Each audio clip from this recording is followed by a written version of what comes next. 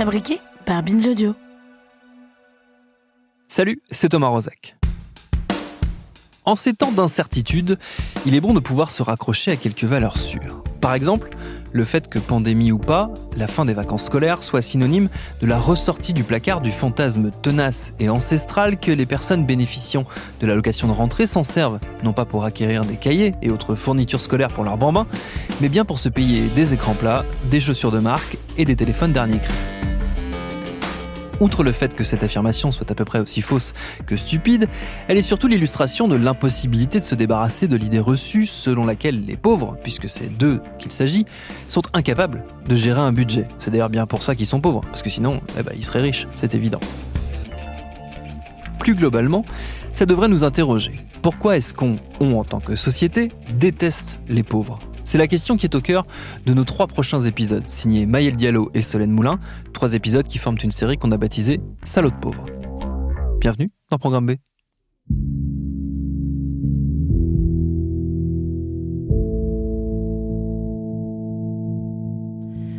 J'ai grandi seule avec ma mère. Elle est enseignante et gagne un bon salaire, assez pour qu'on n'ait jamais manqué de rien. On avait une jolie maison, on faisait les courses au supermarché discount pour faire des économies, et je faisais du sport après l'école. Une vie de classe moyenne, tout à fait classique.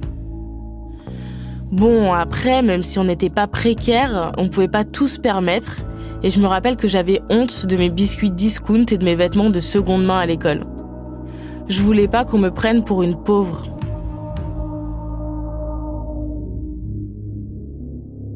En fait, ce sentiment que j'avais de ne pas vouloir être pauvre et la manière dont on traitait les enfants précaires quand j'étais petite, c'est assez représentatif de la société française.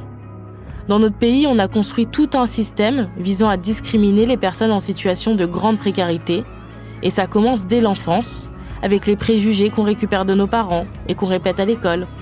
Puis ça remonte jusque dans les sphères politiques et économiques, où on entend que si les pauvres sont pauvres, c'est pas de la faute du système, mais dès le même.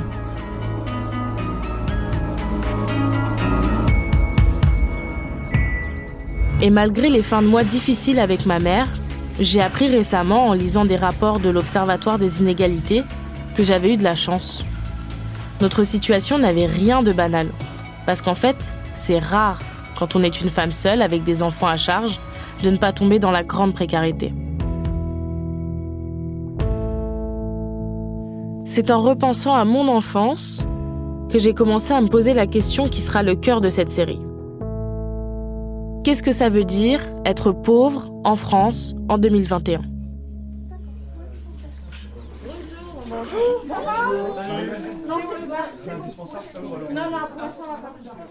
Pour discuter avec les personnes concernées, je suis allée un samedi matin à Pantin, en Seine-Saint-Denis, le département le plus pauvre de France.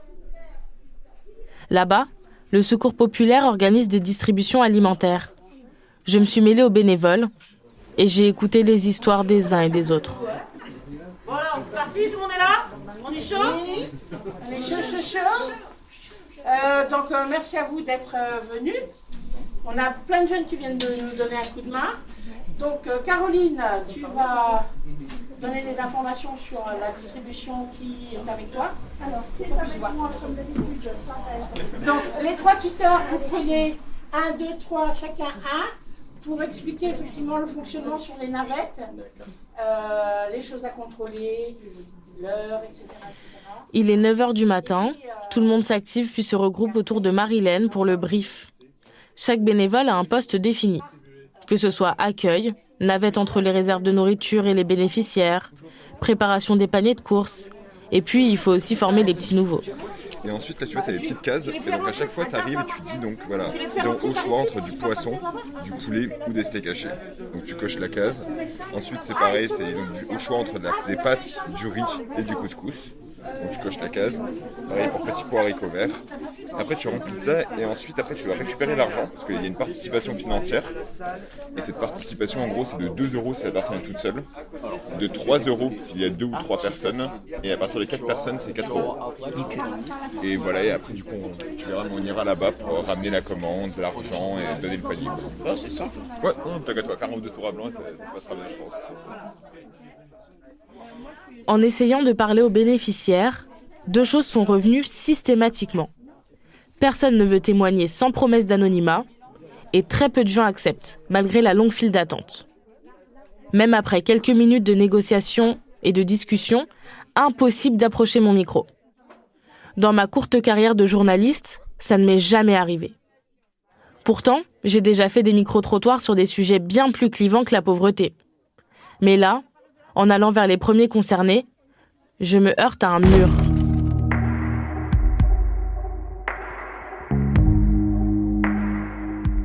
Je me rappelle de la peur que j'avais quand j'étais petite qu'on me prenne pour une pauvre. Et je me dis que les gens ici, ils doivent ressentir la même chose. La honte. Pourtant, il n'y a pas de honte à demander de l'aide quand on est dans le besoin. Mais en France, être pauvre, c'est aussi se retrouver face à des préjugés. Des préjugés qui ont un nom depuis 2016. La pauvrophobie.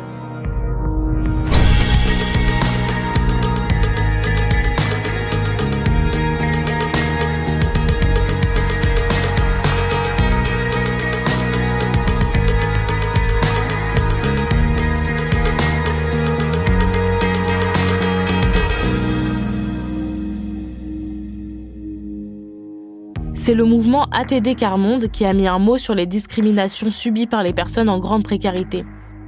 À l'époque, l'association a lancé un défi aux plumes françaises. Faire rentrer le mot « pauvrophobie » dans leur vocabulaire et leurs écrits pour que les discriminations envers les personnes pauvres gagnent en visibilité. Donc en fait, le terme pauvrophobie, il est né d'abord d'un constat. Paul Maréchal, délégué national d'ATD Quart Monde. De se rendre compte qu'en fait, le mouvement ATD Quart Monde bataille beaucoup avec comme fondement la violation des droits humains.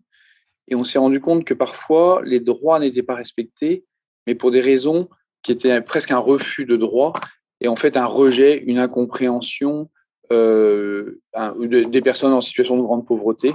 Et ce sont les personnes elles-mêmes qui nous ont dit, mais en fait, on sent ce rejet et cette discrimination, c'est le mot le plus précis, je pense qu'on puisse utiliser, cette discrimination pour cause de pauvreté. Et donc, en 2006, le mouvement ATD Quart Monde a commencé à travailler sur cette question de la discrimination pour cause de pauvreté, avec des situations très concrètes qui sont arrivées, notamment l'expulsion de gens du voyage sédentarisé, où on s'est rendu compte qu'il y avait une très forte communication, très discriminante de la part même d'autorités municipales, etc.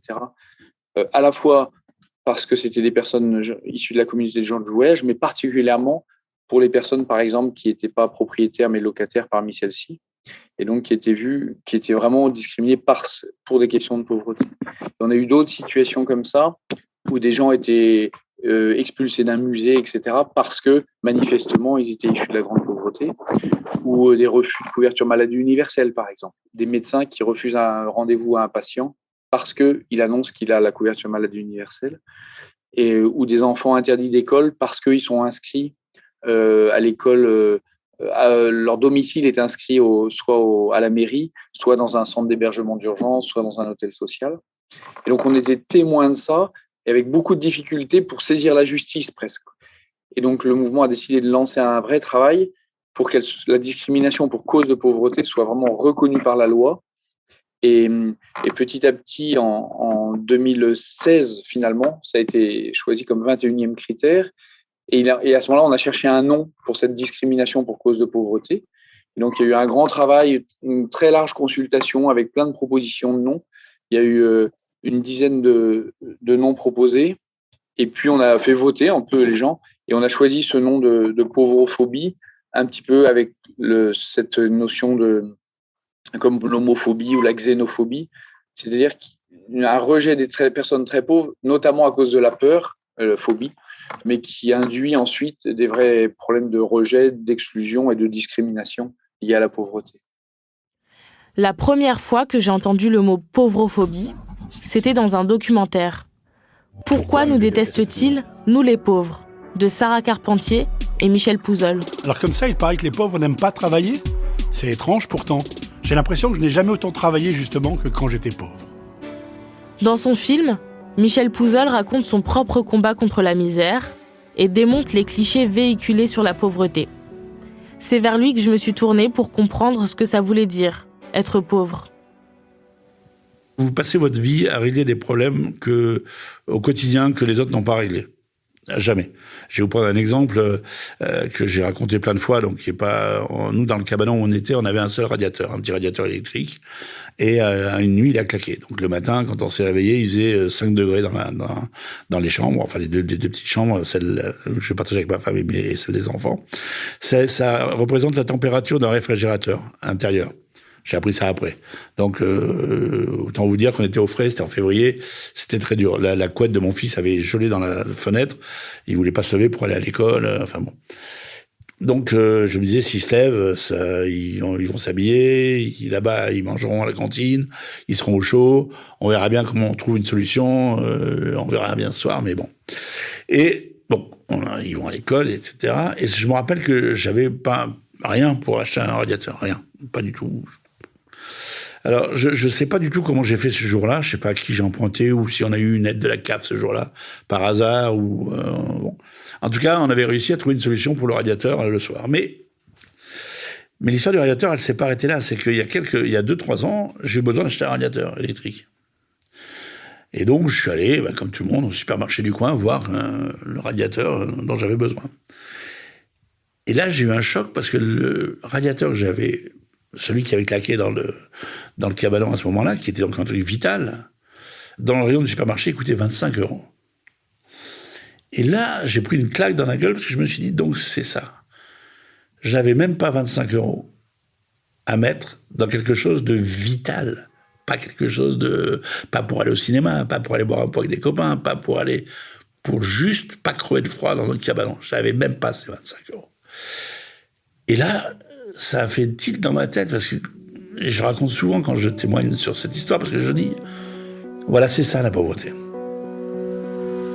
Comme le disait Michel Pouzol, la vie sociale est difficile à maintenir quand on est pauvre. Car tout se paye, même une soirée entre amis. Résultat, la pauvrophobie, c'est bien plus que les préjugés qu'on a sur les pauvres. C'est un système entier, reposant sur le consumérisme et le capitalisme, qui fait que quand on est précaire, on n'a pas accès aux mêmes opportunités que des personnes avec plus de moyens. C'est pour ça aussi qu'il y a des gens qui ont parfois des réactions violentes quand ils voient des personnes pauvres avec des smartphones ou des vêtements de marque. Certaines s'énervent parce que cet argent, il ne devrait pas aller dans le plaisir ou les loisirs. C'est interdit de consommer quand on est pauvre et pourtant, si on ne consomme pas, on est exclu de la société.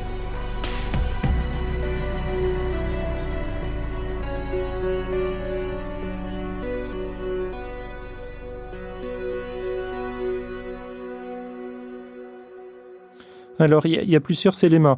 Il y a effectivement une intimation de se foutre à la masse, de participer à la société. On vit dans une société de consommation à laquelle appartenir à la société et participer, c'est consommer.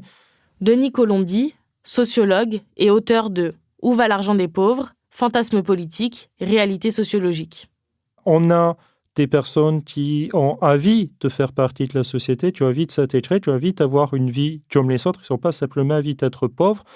Et à un certain moment, oui, ils vont consommer, ils vont acheter par exemple des vêtements à la mode, notamment pour les enfants, parfois pour les protéger simplement de la pauvreté, de ces conséquences, c'est-à-dire il y a des formes, tu as les collèges, tu as les écoles, tu as les lycées, des formes de harcèlement, de violence vis-à-vis des personnes qui n'ont pas des vêtements à la mode, qui n'ont pas de smartphone, etc., de moqueries, de choses comme ça. Les parents veulent les protéger, sont prêts à faire des efforts à ce sens-là. D'autre part, il y a aussi le fait que lorsqu'on est pauvre, on est obligé de se priver de beaucoup de choses.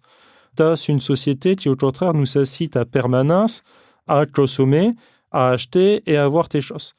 Et à un moment donné, on peut se dire simplement que, par exemple, se payer un produit dont on n'a pas absolument besoin, finalement, quand on est pauvre, qu'est-ce que ça va chercher à ma situation que je traque ou que je ne traque pas? Si de toute façon, même à une économie, ça, il faut se rappeler que il y a des budgets qui sont particulièrement petits. Pour les 10% de la population les plus pauvres, à France, une fois qu'on a payé le loyer, le logement, l'électricité, les assurances, etc., les dépenses préattachées, qu'on ne peut pas éviter, et les dépenses essentielles, l'alimentation, des choses comme ça. Il reste à moyenne, et c'est une moyenne, toi, il y a des personnes qui vivent avec moi, il reste à moyenne 80 euros pour les 10% les plus pauvres. 80 euros pour l'épargne, les loisirs, l'habillement et quelques autres éléments comme ça, mais vraiment pas de chose. Bon, même à ça, l'hypothèse que vous mettiez de côté ces 80 euros, que vous épargniez l'intégralité de votre reste à vivre, de ce qui reste sur vos revenus, au bout d'un an, au bout de 2 ans, vous serez peut-être de quoi payer 1 mois de loyer supplémentaire, 2 mois de loyer supplémentaire, pas de chose. Ça ne vous sortira pas de la pauvreté. Donc, à partir de ce moment-là, on peut comprendre que, finalement, ces 80 euros, il faut peut-être mieux que je m'achète une paire de baskets qui me fait à vie, il vaut mieux que je m'achète un abonnement pour regarder tes matchs de foot, il faut peut-être mieux que je me paye un petit resto ou quelque chose comme ça. Ça me permettra de tenir bon face à la pauvreté, face à une situation de privation, face à une situation où je dois sans cesse me dire non à moi-même et parfois dire non à ma famille, à mes safas ou des choses comme ça. Ça me permettra de tenir. Et toi, en fait, c'est des achats qui sont très rationnels, qui sont le produit de la pauvreté. Les personnes pourraient épargner plus si elles gagnaient plus. Mais comme ce n'est pas le cas, autant essayer de profiter comme on peut. Il y a une dimension de privation, mais dont le niveau de revenu ne va pas suffire à rattraper. Et généralement, si on regarde, on a des personnes qui peuvent avoir des revenus relativement comparables, c'est-à-dire faibles, mais qui ne vont pas être identifiés pour autant par le reste de la société comme pauvres. Certains étudiants, certains secteurs d'activité, la musique, la mode, certains secteurs artistiques, par exemple, ont des revenus qui sont faibles, parfois très faibles, mais ne sont pas identifiés par le reste de la société comme pauvres. Ça nous permet de dire que la pauvreté ne se limite pas à une question de revenu ou une question d'argent, mais aussi une question de position sociale, c'est-à-dire comment on est situé par rapport aux autres. Et notamment, ça passe sur la capacité d'être reconnu, d'être indépendant, d'être autonome et de ne pas se voir contrôlé par autrui, notamment sur son utilisation de l'argent. Un artiste, un intermittent du spectacle, il a peut-être peu d'argent, mais généralement, on ne va pas remettre à cause la façon dont il s'en occupe. Par exemple, on va légitimer l'existence d'un système d'aide pour les intermittents du spectacle et tâtonner leur position dans la société. Ils participent à la création culturelle, etc. Pour d'autres personnes, on ne va pas légitimer de la même façon cette aide-là. On va au contraire leur exiger beaucoup plus de contrôle ou leur refuser carrément toute aide et dire que l'assistanat, il casse la société et ce genre de choses, parce qu'ils s'occupent d'une position différente. Donc, c'est cette position par rapport aux autres qui définit la pauvreté. Pour qu'on puisse parler de pauvreté au sens sociologique plat, il faut qu'il y ait des pauvres. Dans une société où tout le monde vivrait avec des conditions de vie comparables, ça existait dans des sociétés de chasseurs-cueilleurs. À un sens, tout le monde est pauvre de notre point de vue parce qu'ils ont un mode de vie relativement modeste. Donc, il n'y a ni riche ni pauvre. Tout le monde est dans la même situation. C'est dans des sociétés complexes, des sociétés hiérarchisées, que va apparaître un groupe qui va être appelé pauvre, qui va être identifié comme pauvre. Alors, une fois que j'ai dit ça, il ne faut pas non plus toper dans une forme un peu de sociologisme qui dirait à dire que finalement, la pauvreté, c'est simplement une étiquette qu'on impose sur les individus et ça n'a rien à voir avec leur situation matérielle. J'ai aussi écrit mon livre pour essayer de rappeler que la pauvreté, c'est une situation matérielle qui impose aux individus une forme de gestion de leur argent. Donc, c'est une dimension très matérielle. C'est des budgets qui sont petits, c'est aussi des budgets qui sont incertains. C'est-à-dire, un étudiant qui a peu d'argent à un moment donné de sa vie, si il sait qu'à un moment donné, il va sortir parce qu'il va avoir son diplôme, il va rentrer sur le marché du travail, il va gagner plus, il n'est pas dans la même situation que quelqu'un qui a des revenus faibles, mais qui a plus, a des revenus qui sont incertains, il ne sait pas s'il va les savoir demain et qui ne voit pas d'avenir, qui ne voit pas d'amélioration à l'avenir. Donc, c'est cette situation matérielle de pauvreté, de privation et d'incertitude que j'essaie de mettre en avant comme caractéristique de la pauvreté. Donc, quand on est pauvre, on a du mal à subvenir à ses besoins, à maintenir des relations sociales, à faire tout bonnement partie de la société. Et en plus, on est rejeté par les autres quoi qu'on fasse. Qu'on consomme comme eux, qu'on se prive, ou simplement parce qu'on existe. Pour Michel Pouzol, la pauvrophobie est aussi à prendre au pied de la lettre. La pauvrophobie, c'est la peur du pauvre, c'est la peur de... Oui, c'est la peur du pauvre. Alors c'est un double phénomène, c'est peur que la pauvreté, ça s'attrape comme une maladie contagieuse. Si ça lui arrive à lui, peut-être ça pourrait nous arriver à nous. Et prenons un peu de distance. Les gens ont peur que ça leur arrive à eux. C'est ça la pauvrophobie. Puis, il y a aussi, après, mais c'est plus minoritaire, je pense, un regard sur l'autre qui est de moins en moins bienveillant dans notre société. Quel que soit l'autre. La volonté de vivre ensemble, pour moi, de ma génération, je pense, c'est très altéré. Et donc, c'est les plus fragiles qui en font toujours les frais en premier. Toujours.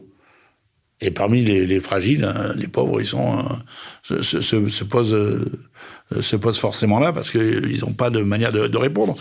Moi, je vois toutes les histoires se ressemblent pas et toutes elles se ressemblent en même temps. Moi, j'ai beaucoup travaillé avec plein d'associations, j'ai plein d'amis. Enfin, j'essaie de mener le combat avec eux. Et je me bats pour un revenu universel d'existence, par exemple, parce que je sais que au-delà de la lutte contre la pauvreté, parce que ça suffira pas, c'est un outil de recomposition de la société. Donc, je me bats vraiment pour ça parce que, mais sur la grande pauvreté, ça change tout. Enfin, moi, j'explique ça. Si ma femme avait eu, parce que nous, on est pour l'individualisation des sommes 750 € par mois, moi aussi, plus ses enfants à l'époque, on n'aurait jamais été dans le cabanon, quoi. On aurait galéré, ça aurait pas changé tout. Ça aurait laissé, ça laisse des marges de manœuvre différentes, de restructuration de la vie, etc. Et donc, on finit pas aussi bas. Vous voyez, donc il y a des solutions. On le sait, on connaît le coût. Mais comme on n'évalue pas le coût de la pauvreté en France, réellement, et je parle pas que du coût économique, du coût humain, parce que c'est un gâchis terrible. Enfin, chaque être humain qu'on gâche,